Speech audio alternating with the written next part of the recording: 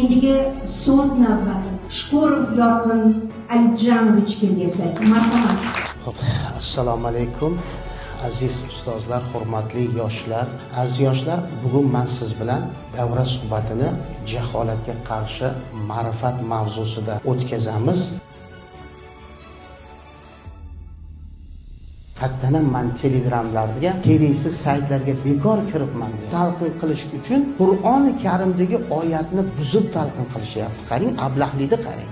Mana bu ong buziladigan bo'lsa, 20 yil ham yetmas ekan buni tuzatish uchun. Siz ham bu buzg'unchi g'oyaga, Qur'ondan ekan-ku bu oyatni gapiryapti-gan deb ergashib ketib, sog'lom e'tiqodda bunaqangi aldovlarga uchmaylik aziz yoshlar.